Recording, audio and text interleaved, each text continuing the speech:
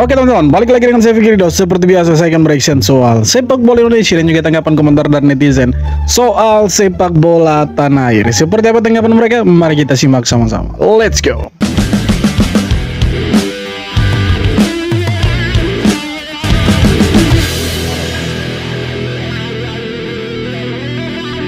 Media Vietnam nyinyir ranking FIFA Indonesia dan Malaysia naik. Mereka langsung bilang cuma karena naturalisasi. Ranking FIFA terbaru bikin geger. Indonesia dan Malaysia sama-sama naik 5 strip. Langsung masuk radar media Vietnam. The Tau 247 VN nyinyir bilang negara ini cuma bisa naik karena naturalisasi. Padahal waktu mereka kalahin Indonesia 2022 lalu, kita udah pakai pemain keturunan juga. Herannya, dulu mereka bangga, sekarang malah sewot.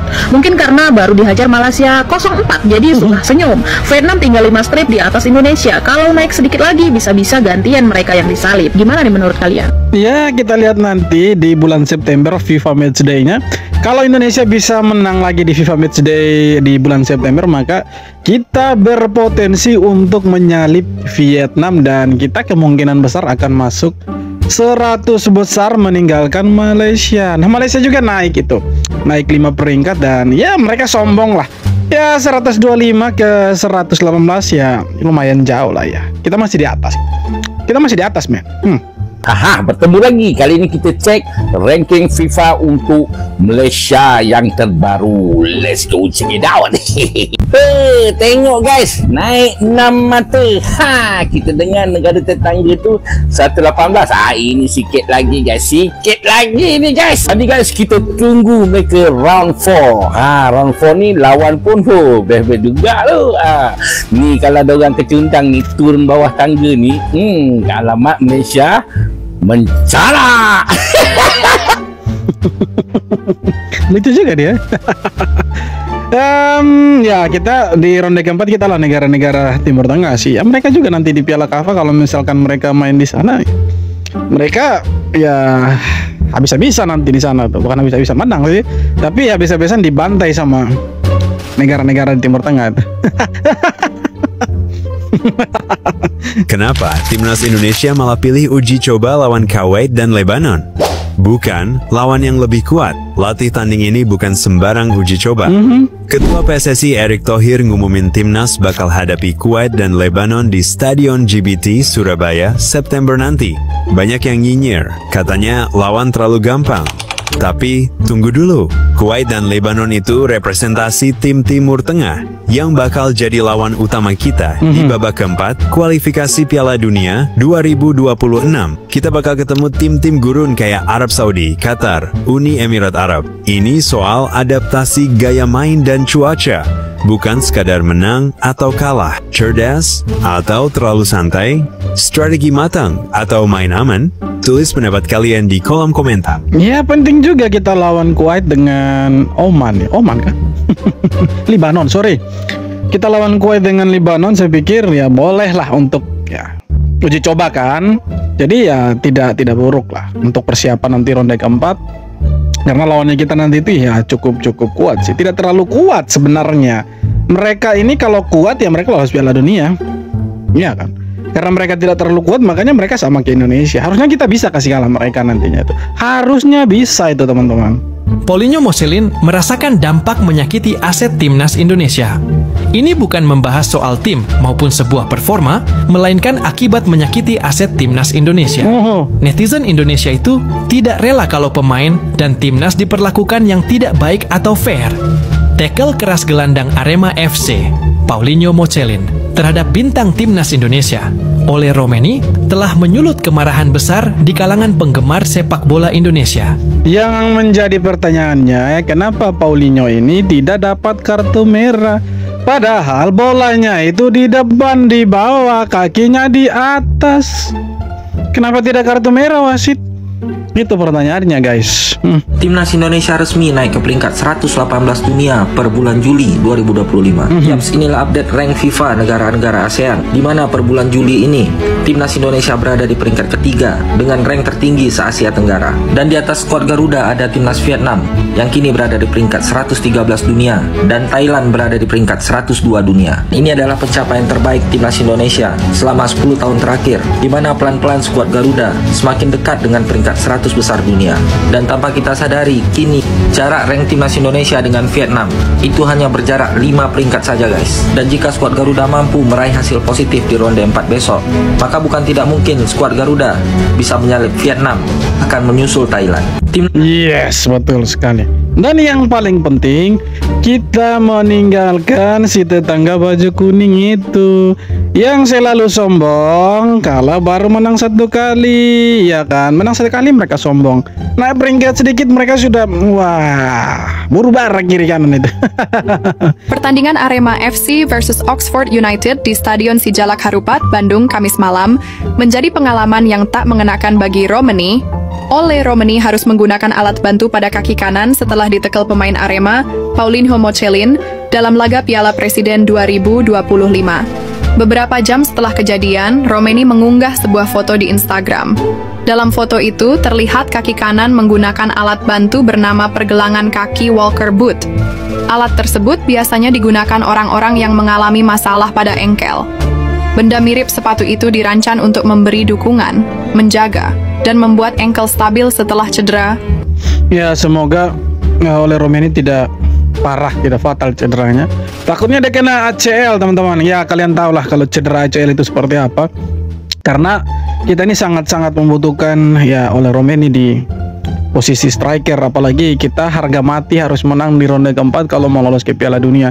Dan yang menjadi mesin gol kita ini sekarang posisinya lagi cedera, ya kan. Ya, semoga cepat sembuh, cepat pulih dan bisa bermain lagi untuk Oxford, maksudnya Oxford. Untuk Oxford United dan juga timnas Indonesia di round keempat nanti. Ya, kita doakanlah si Ole Romani ya, mesin gol kita tidak cedera yang terlalu parah dan bisa kembali pulih. Dan untuk Paulinho, sekali lagi ini cuma ya turnamen pramusim. Janganlah terlalu keras-keras, santai sedikit, kenapa ya kan? Boleh terbawa emosi, tapi tolonglah janganlah seperti itu. Ini aset timnas, men. Janganlah seperti itu. Oke, harusnya seperti itu ya. Terus dengar tuh kau Paulinho. Ranking Harimau Melaya naik 6 anak tangga. Kalau sebelum ni di tangga 131 dunia, hari ni naik ke tangga 125 dunia. Lonjakan 6 anak tangga ini adalah yang terbaik selepas kali terakhir dicapai pada 2006, iaitu kira-kira 19 tahun lalu.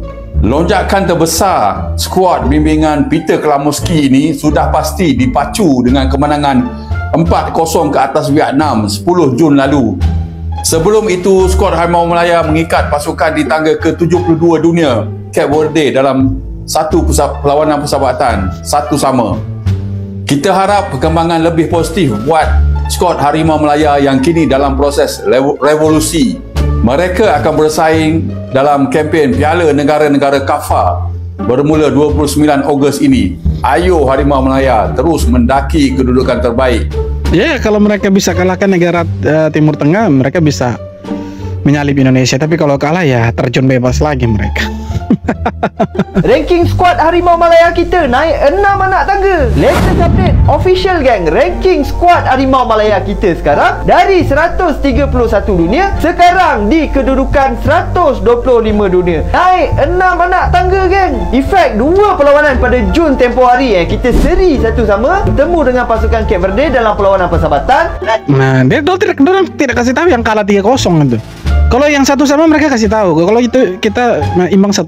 Tapi yang kalah 3-0 mereka tidak akan kasih tahu tuh. Mereka sembunyikan itu, kubur dalam-dalam itu. Kita menang 4-0 bertemu dengan pasukan Vietnam dalam aksi kelayakan Piala Asia. Nampaknya kita di dalam momentum yang terbaik, harap dapat teruskan konsisten untuk tournament KAFA Cup nanti. Geng, korang rasalah kan kita perlukan berapa lama lagi untuk capai ranking ke 100 dunia? Dah tak jauh lagi dah. Ranking lewati dulu Indonesia lah, oke? Lewati dulu Indonesia. Khawatir babak belur hadapi timnas Indonesia, timnas Malaysia lakukan persiapan serius jelang AFF U23. Setelah sebelumnya Harimau Melaya meminta jaminan keamanan ke PSSI, ternyata mereka juga tengah lakukan uji coba serius dengan hadapi tim-tim Liga Super Malaysia. Di antaranya adalah tim PDRM FC, Melaka FC, dan Negeri Sembilan FC. Meski belum pernah juara, mereka punya ambisi untuk menembus fase final pada turnamen kali ini, sehingga persiapan ini jadi sangat penting. Apalagi Malaysia tergabung dengan timnas Indonesia di satu grup. Wah, jadi sepertinya mereka minta jaminan keamanan karena yakin bisa tumbangkan timnas Garuda di GBK. Yakin sekali mereka. Tapi kalau kalah nanti banyak alasannya itu. Kalau kalah nanti banyak sekali mereka punya alasan. Percayalah. Timnas Indonesia akan melawan timnas Malaysia. Timnas Indonesia akan melawan timnas Malaysia di Piala AFF U23. Dan striker naturalisasi mereka ini bilang begini ya guys. Tapi kita semua tahu fans Indonesia seperti apa. Mereka selalu memberi dukungan yang luar biasa. Saya terhormat untuk bermain di depan fans mereka. Saya tidak takut. Kalau ada tekanan, tekanan itu bisa menjadi sebuah prestasi. Itu yang dibilang pemain naturalisasi Malaysia ini. Indonesia akan melawan Malaysia ini di tanggal 21 Juli bulan ini ya guys. Tidak sabar lagi untuk menonton laga Malaysia versus Indonesia.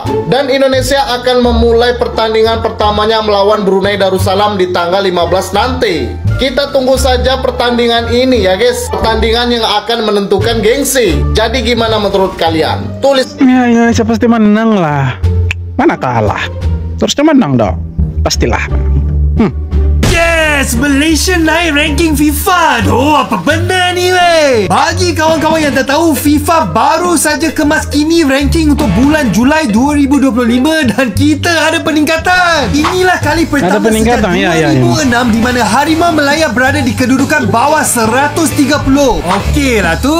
Jujur cakap lah, abang tak kisah sangat tentang kedudukan FIFA kecuali kalau kamu top 10 atau top 20. Sebenarnya apa yang buat abang lebih teruja sekarang ialah progres Harimau Malaya. Kalau kau bagi tahu aku tahun lepas kita akan lawan Iran atau Uzbekistan, aku cuak bro. Jangan cakap negara Asia Tengah, Vietnam pun abang tak confident kita boleh lepas. Tapi situasi berbeza sekarang guys. Vietnam kena bantai dan fans tak sabar nak jumpa pasukan kuat untuk menguji kekuatan Harimau Malaya. Serius, abang sendiri lagi tak sabar nak tengok Malaysia main daripada Manchester United. Kalau ada rancangan teliti dengan langkah-langkah kecil yang diorak oleh pihak berkuasa serta kita boleh nampak perubahan positif secara beransur-ansur, tak ada sebab kenapa kita tak boleh sokong revolusi Harimau Malaya ini. Tolak tepi isu pemain warisan. Yang penting kena ada progres dan bina identiti permainan yang solid untuk Harimau Malaya. Bila dah ada struktur dengan standard yang tinggi, barulah kita boleh fight dengan negara-negara bola sepak yang padu. Setuju dengan abang? Komen guys.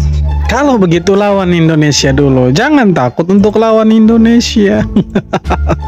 Jangan cari alasan yang terlalu banyak kalau mau lawan Indonesia itu. Bilang saja takut, jangan pakai alasan yang lain. Oke teman-teman, jadi itu dia beberapa video tanggapan komentar dan netizen soal sepak bola Indonesia dan Malaysia. Dan seperti apa tanggapan kalian? Silahkan tulis kolom komentar dan terima kasih banyak sudah nonton video dan sampai akhir. Kita jumpa lagi di video-video berikutnya.